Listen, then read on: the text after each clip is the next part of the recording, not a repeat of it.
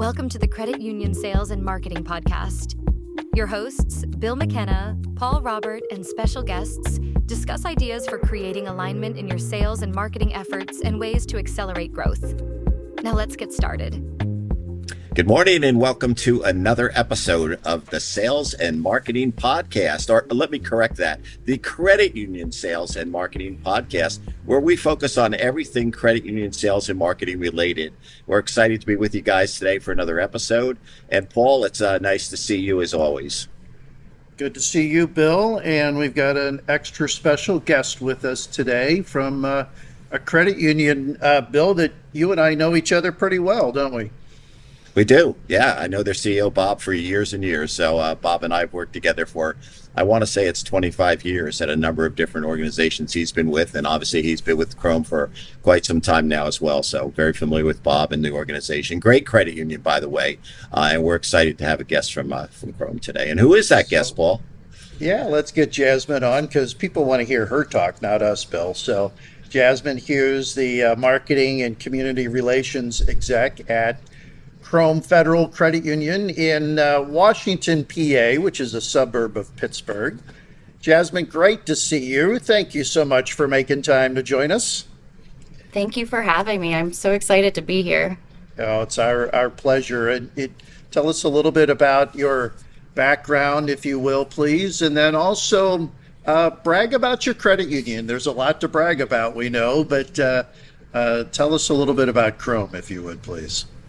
Absolutely. So a little bit about me. I actually just celebrated my third year anniversary at Chrome yesterday.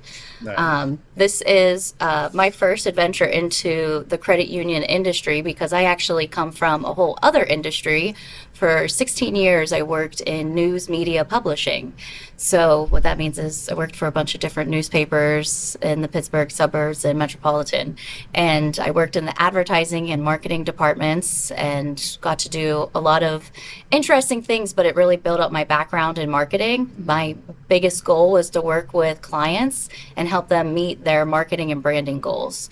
So I have a lot of experience with a lot of different industries. And then I came across a credit union listing locally to my hometown, and I was called into the industry like so many others. And it's been one of the best decisions I've made in my professional career. I have found a home here and I love it. I love how you said at the newspapers you worked with other businesses, right, to help them grow their brand.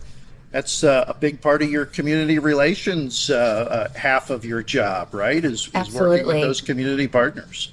Mm-hmm. Absolutely. Yeah. And it's so unique. You know, every industry has their unique challenges, but we're all trying to kind of accomplish the same thing, right, when it comes to brand and marketing. We want to get our business out there, and we want it to be positive.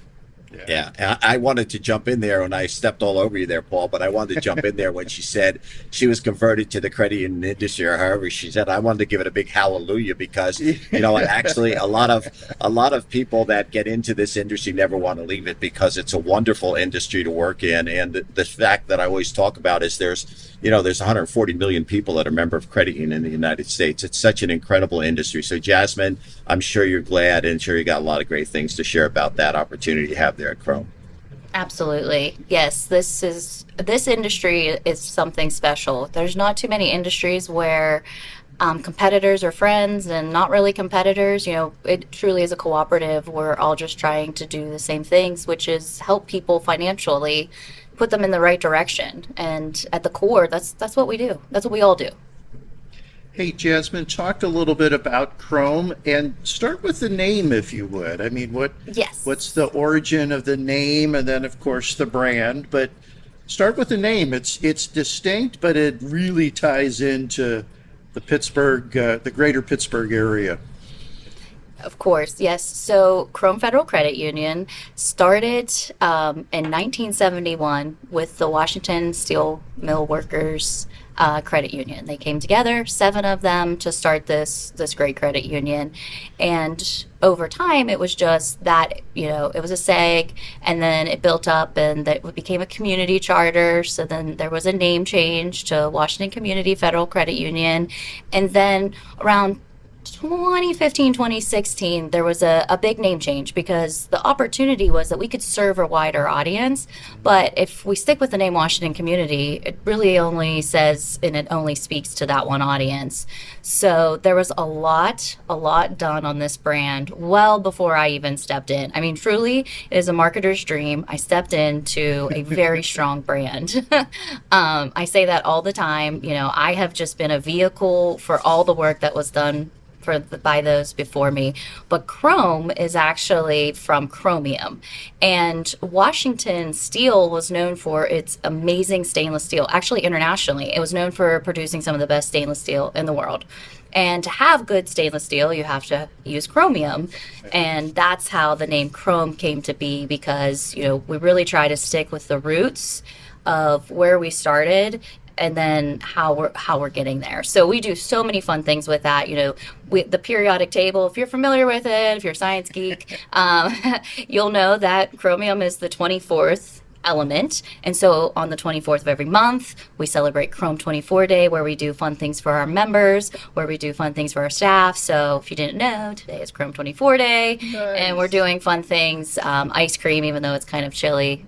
But we just are trying to represent that brand in every single way. So Chrome has grown into this amazing vehicle, and now that we've gotten the members to come aboard the name, because, you know, rebrands are not always fun for the people seeing them. They believe, but they see that we're still the same at its core, and I think that was the most important piece of that rebrand. I love that. And let's just pause and acknowledge, Bill, that this is probably the one and only time that the periodic table will ever be referenced in the Credit Union Sales and Marketing podcast. So thank you, Jasmine. You now have that. Thank God for to that. Your credit. Thank God. Yeah. When you started to get into science there, I was like, oh crap, I'm in trouble now. Yeah. So yes. That's what I like science. It's interesting. It's one of the worst things I did in school, that and math. Like, I love marketing, but man, you know, it's still to this day, I'm not a big fan, but I will add to that. And two things, actually. Number one is, I actually never knew what Chrome stood for until you just told me. So there you go. Thank you so much. You know, so I knew it was solid and shiny, but I didn't know, you know, how it tied in with what you did. And I thought that had also something to do with just the absolute beautiful brand you've created, the branches you've created, and compared to a lot of credit unions we work with, for the size you are, you guys have an incredible brand. Honestly, probably one of the best I've ever seen. Thank you. We feel that way, and we do feel like we punch up from where we are, and we do that for the members. You know, we're just trying to continue to push the envelope and expand this brand, especially in this market. So it's been exciting to be a part of that. And I will say, you talked about shine, like we're a shiny brand. That's a whole piece of it. It's part of the story, the shine bar. So part of stainless steel was if it had this thing called a shine bar, which is a shine that went vertically down the roll, then it was considered a really good piece of stainless steel. So we use a shine bar, and banking that shines is, you know, our insignia. And then we have, you know, in our financial wellness, we've started kind of using, you know, guiding people to a brighter financial future. So there's so many tiebacks to all of these pieces, and that's just, you know, the top of it. Hey, Jasmine, how many of your employees talk proudly about the name, just as you did? I mean, is that part of your focus on solidifying the brand? Yes, absolutely. So one of the things I loved through the interview process and the onboarding that goes to every employee that comes into Chrome is, you know, you learn about the brand right from the beginning. And, you know, when they're hiring, they're looking for people who are going to associate with the brand, that are going to associate with the community service aspects, that are going to associate with the values, which we can get into. And that's all part of this internal piece of the brand. And then on the onboarding, you spend the whole morning with our CEO and our operations officer, Tracy, and they take you through the brand and they help you understand where it came from, where it was, where it is now. And so everybody knows that story. And when we have guests, we take them for tours of the branches. We give them an overview of that story because it is a mouthful. So when we're marketing, we can't just throw that out there all the time, but it's a piece and it becomes a really beautiful story that we're able to share in those kind of more intimate moments with employees, with visitors. Love that. Love that. That's kind of a mic drop moment right there, Bill, right? Yeah, I was just saying we should be done and just hang up right now and go like, we get this because it's one thing to come up with a new name or, some visual branding as we talk about in one of the sessions I just did on branding at a couple of places. We talk about so many times branding seems like a visual thing, but there's so much more to it than that. And in your case, the visual brand is very beautiful, the way it's done, the way it's carried out. But I think the deeper dive into that is really what that's how the rubber hits the road, Paul. And I know that's something you're involved with at Chrome as well, working with them and tying some of that together. Wouldn't that be correct? Yeah, and I love, Jasmine, how you mentioned the branches and the physical appearance of the branches. We interviewed someone a short time ago to talk about what needs to go into branch design and so forth. But that's an integral part of your brand too. I know when I walk into your racetrack branch, for instance, I mean, it's magnificent. It's right there and everything is really nicely tied together. So that's an important part of it too, right? Absolutely. Absolutely. And I think, for our community, we kind of have a slower to adopt area that we live in, southwestern Pennsylvania. It's just kind of the way it is. And so we really were one of the first financial institutions to go to this updated look. And so I think it threw people off at first, but at the same time, they were like, wow, this is really nice. When you're coming in for an appointment, you're coming into this nice airy space. There's lots of natural lighting coming in. We have Starbucks coffee machines in every branch. There is no cost to the member. They come in, they get their coffee. So when you walk in, you get that smell of coffee. You're getting the nice natural light. So the brand is thought out when they're walking the branches from every single aspect in that matter. Yeah, that's cool. Those Yes. are all value-added things that make the brand really stand out as well. It's really good stuff. What kind of things you guys do in the community? I'm curious. I know Paul's really involved with you guys more than I am, certainly. Although I certainly know about you guys. What things in the community seem to be working for you as far as building relationships with organizations? I think, if I'm not correct, you have a student branch as well. So let's talk about some of that. Absolutely. So community service is a huge part. I always say one of our big brand differentiators is what we do in the community. It's what sticks out. If you talk to anybody and you ask them and they know of Chrome, most likely the next thing they're going to say is, well, I know that they do a lot for the community. And I think that's huge because we're not that big of a credit union. So the fact that we can stick out that much by this kind of area that we've honed in on and have really committed to, that's a big piece of it. But starting from the beginning back to internal, it is really important for us to have the ability to go out into the community and do work. So volunteering is kind of the first and foremost part of what we're doing in the community because we're not a big credit union, so we can't write the big checks like some other larger financial institutions could. But we can be there, and we can be there in droves with people, with employees. We only have just under 50 employees, but each and every one of them volunteer, whether it's their own volunteering efforts or it's the efforts of the organizations that we've partnered up and have identified meeting some of the needs that our communities are struggling with. One of the big ones is food insecurity. That's a huge issue in our market. So we partner, we have a couple different pantries that we work with. The local Washington Salvation Army, we're very involved with them. And so that's where we really get out there and people see, they know Chrome because we are out there getting our hands dirty. It doesn't matter if it's raining, snowing, it's sunny and hot. We are out there doing the work. And so that's really the kind of hub of where our community work started.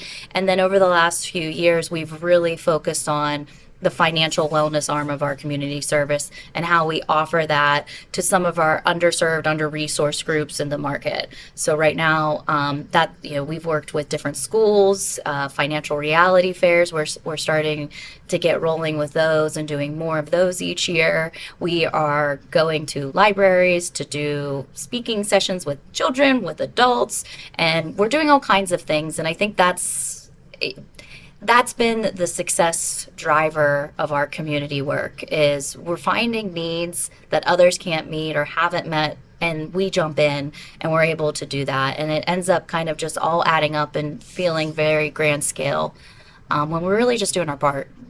Yeah, it's, that is fantastic. And so when you hire those new employees and you talk about the onboarding process and talking with the team, I guess that's something you're obviously talking a lot about, how you really want people to be involved and get out there. I thought you said something that really made a lot of sense too, about not being able to write the big checks, because as a smaller credit union, you're right, the donations are important and we can help, but being out there in person, wearing the shirts, getting out, doing the hard work, and that is how people start to say, hey, this credit union is really committed. Because I've worked with many credit unions who talk about community service, but they don't do that much. They do a little bit. They talk about it. They even have it on their website. But when you look at what they're actually doing, it's not that much. So that commitment you're talking about is really something that runs throughout the fabric of your entire organization. Correct. Yes. And that's something that they're interviewing for as well. I mean, our senior team is looking for people who have that servant heart, the people that can like get on the bandwagon of people helping people. And so when we hire people, they're kind of already ready to do the work because we're hiring with that in mind and how important that is to what we do here in the community. And it goes even further. Our HR has great benefits for us. One of those is every employee gets 16 PTO hours that they can use of their own accord for volunteer time.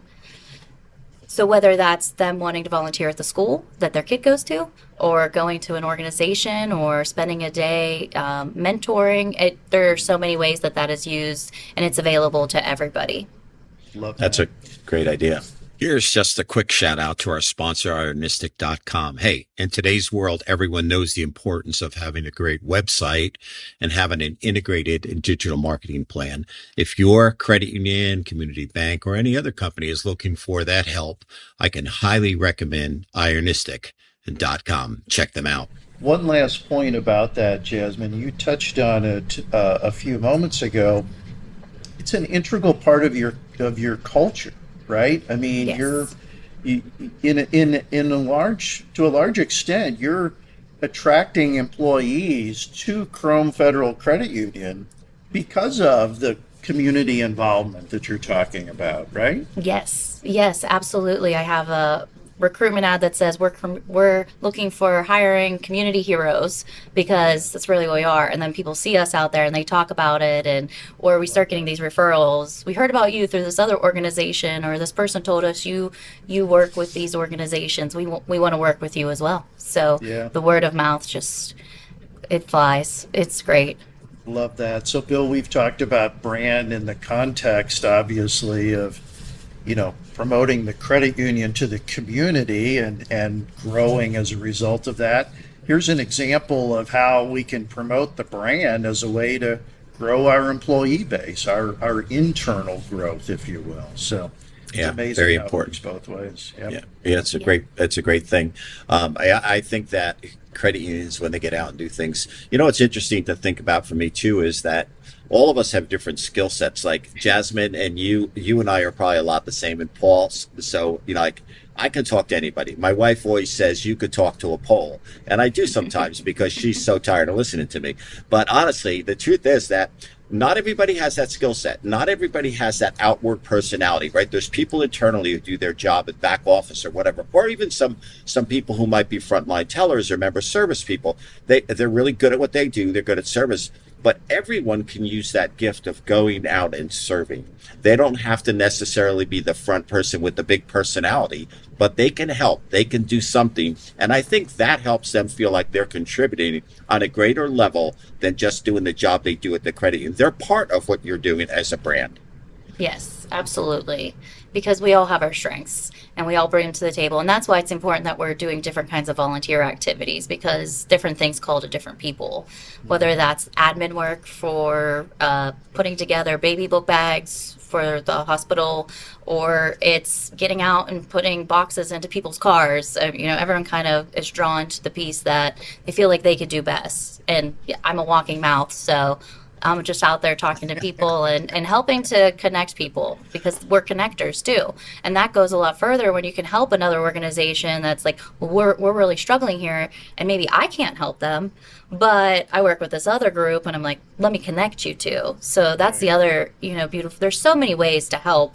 It doesn't have to kind of be put in a box, and I think that's important for people to realize. I love Yeah, for that sure. line. I think that's the name of a future podcast. I'm a walking mouth. Yeah, I yeah. love that. Making I notes. I could definitely lead that one. Totally. Hey, I wanted to ask about everything that you've talked about there, Jasmine. Let's talk about it for a moment from a strategic standpoint, because I know, well, you report directly to the CEO. And I think that alone captures how important marketing and branding is to Chrome's success. But talk about that, if you would, for a moment, because I think a lot of credit unions could learn from this, that marketing at Chrome isn't, just a line of business. It is critical to your strategic success going forward. Absolutely. And, going back to the beginning, whenever I first saw this job, one of the lines in there was something to the effect of, we need somebody who understands that this job is not just arts and crafts, that marketing is more than just the creative, right?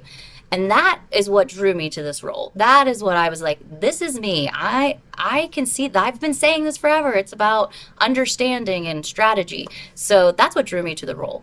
So being able to report to somebody who understands that and who I can sit and talk about strategy with has been important. The second piece of this has been, from the beginning, have had the opportunity to be the nucleus of all the departments and weave my way into each department and work with them and talk to them about the brand, what their role of the brand is, how we can take it to the next level, how we can work together. So that's kind of how I started. The first thing I did in the first couple of weeks I was at Chrome is I met with every department head. I sat in the call center and listened to phone calls, and I still do that today. I mean, I consistently have contact with everybody, and I sit in the branches to listen what the members are saying when they're in the branch, what they're asking for, what the complaints are, what the issues are. So that's kind of the base. That's how I believe I really have been able to find successes, is because I have a very,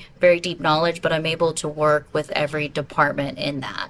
Now that has led to this strategy role that I've taken on, especially over the last year as we're trying to grow members and our retention and acquisition strategies and the pieces that come from those two areas. I think that's been a big part of our success, because I'm not just siloed here looking at what ad can I run, what can I do. All these pieces go together and decisions are being made once the puzzle is put together and we can see, and then it's out there, and then we're using strategy and data and analytics. And we're a small department. We're a department of 2. So we can't come in and just work in our lane. We have to be able to look at it as this is the whole piece, and how do we attack our best opportunities. Yeah, I always talk about that. I talk about marketing that doesn't get out the door is not good marketing. So when you just mentioned about adding members, obviously adding new members, depth of relationship, building them. So if we could talk just for a second a little bit about some of the actual marketing. So how do you execute marketing? So we know that the brand part's so important, and you guys sound like you're doing a great job there. It's very commendable. How do you execute your marketing? Like, do you do it internally, some of it externally? What do you find that mix works for you for a credit union your size? Yeah, definitely a mix. But I do try to look for external partners, not just vendors, partners. That's the big difference. We need to find partners who can work with us and be extensions of the team. So we have a few things that we outsource.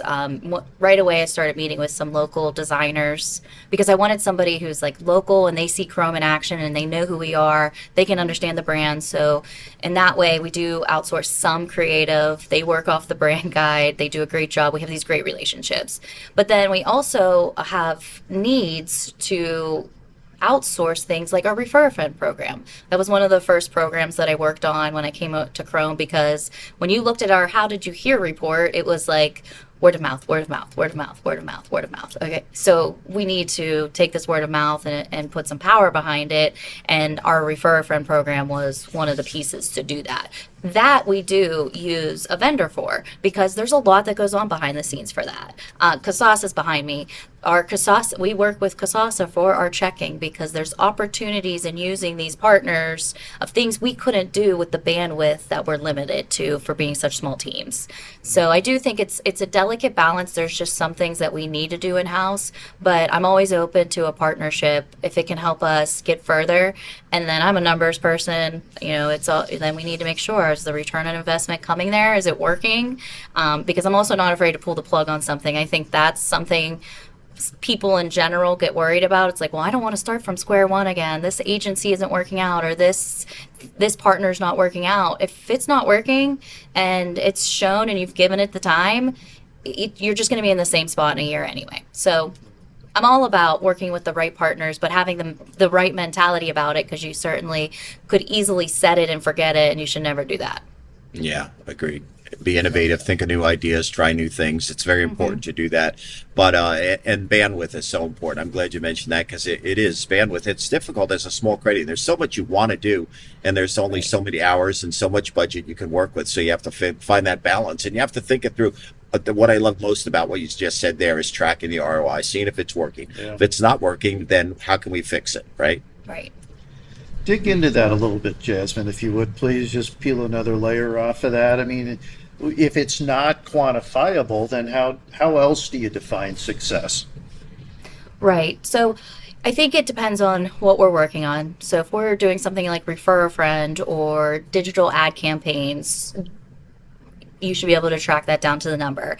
And if you're a credit union that's not able to do that yet, there are resources out there to do that, and you just got to get to that point. And that, our first, I would say, Bob and I working together, that was our first year and a half, was really trying to get what are the right partners that are going to help us with the reporting, so we can figure out what is working, what is not working, and keep tabs on things. So I think that's a big piece of it. But at the same time, when it comes to brand, and you're trying to say, is my brand having lift in the market? Am I seeing overall results? There's things you can look at. We look at membership growth, obviously. We look at accounts per member. Are we getting our members to add accounts? But then you also have to be able to look at some of the other validations that are coming in. So when it comes back to community service, as I was saying earlier, we're so small in comparison to a lot of the big organizations in our market. But 2 years in a row, we have won Best Philanthropic Business. And we've been against major companies, some international companies in our market. And things like that tell us, okay, we're on the right track, because those are voted, we are nominated and voted on by the community in there. So the community is saying, this is who you are to us. So there's some things like that I look for and see the value. Earned media, when we're getting earned media, or last year, I was so proud when, we were the only credit union reached out to for something that happened in our market. They reached out to 3 big banks, very big banks, and us. And that just goes to show, we're putting our stamp here. We're showing ourselves as who we are. And it doesn't matter that we're a little bit smaller compared to others. We're this valuable resource to our community. Yeah. Small but mighty. I love that. Yeah, right. It's really good. We got a few more minutes, and so a couple final thoughts here.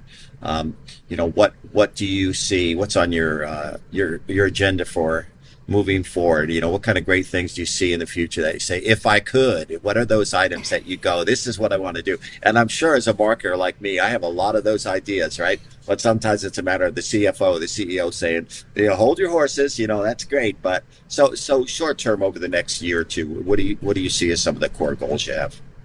Yeah, I think, we are still in early stages of looking into AI possibilities. I think that's for a smaller company, smaller organization, and especially in marketing. There can be some real opportunities to help us grow what we're already doing. So I'm interested to see where that's going to go and how that could continue that method of us wanting to punch up.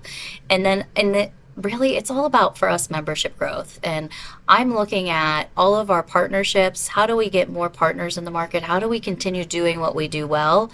And then, of course, navigating the economy and how the general community here is faring that economy, and how do we step in and be for them. So I think for me, those are the most important things. It's not the next new shiny object. It's just doubling down on the path that we are on, and it's a good one. Yeah, we could continue this conversation for a long time. And Paul, I'm not sure. Right after I ask this last question, or then maybe you could jump in for a minute.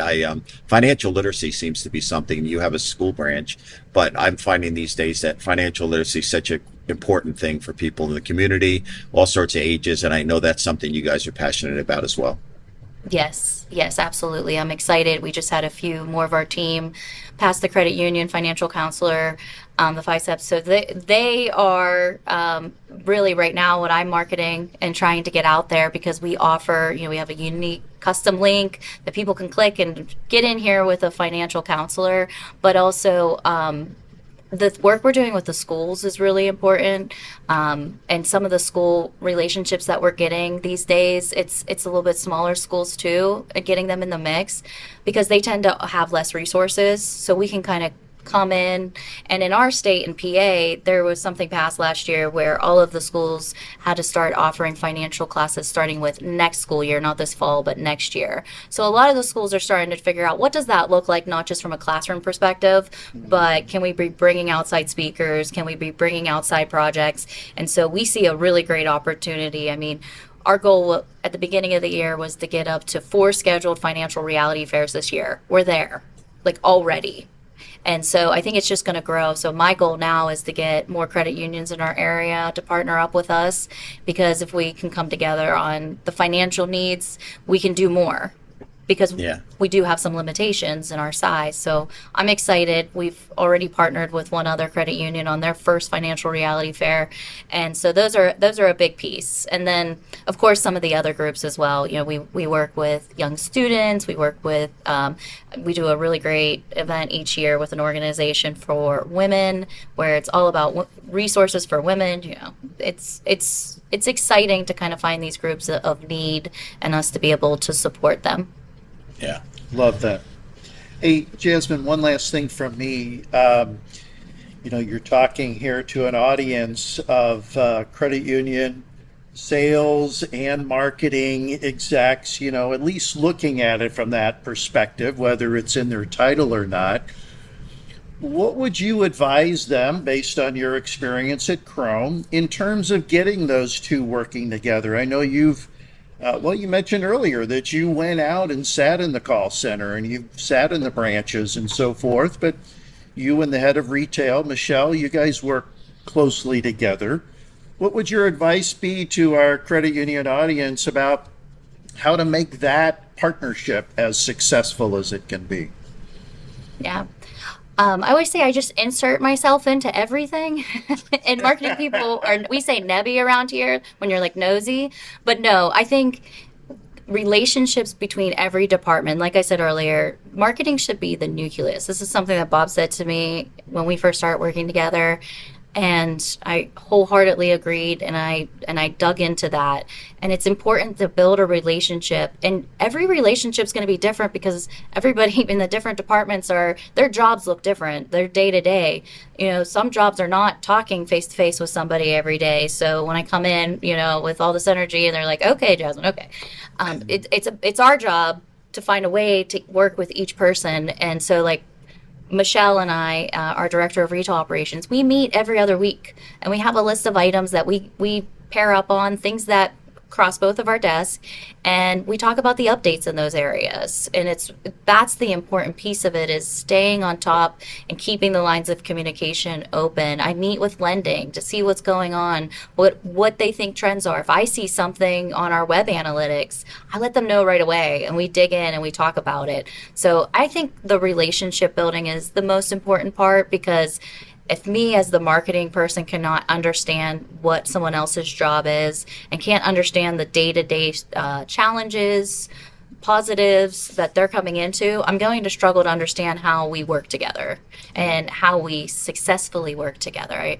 work with our deposit process leader and operations. on applications, because that is marketing. It's the user experience, it's the member experience, it's all pieces of it. So that would be my biggest thing to any other marketers or sales professionals, is get involved in the whole process, not just where you think you sit in that area. Yeah, it's great. And I know we're going a little longer than normal. That's okay. Our listeners, if they want to turn it off, they can. But I think this is so interesting. So I want to ask about one more thing, if we could. You mentioned earlier about this isn't just arts and crafts. In other words, I think you hit something there, because marketing must have a seat at the table.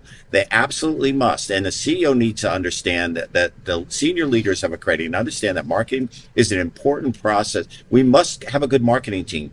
But for that marketing team to be seen as influential at that table, they have to have knowledge. They have to be able to communicate well, because marketing is about communication.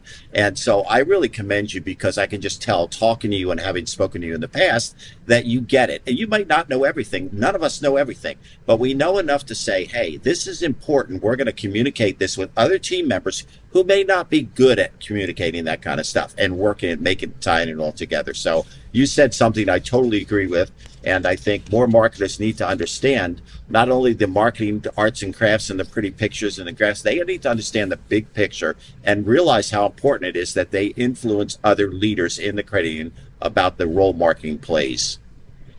Yeah. Definitely. So, yeah, good stuff. Paul, Definitely. any thoughts, comments? Well, I'll tag on to that, Jasmine, that they need to understand what you do as well, that it is a two-way street, and that oftentimes, and we see this a lot with credit unions that we work with, there's this misunderstanding of what marketing is and what marketing does, and how we should work together. And so I love that fact that you've got this two-way communication going, so that everybody is on the same page. Yeah. Yeah.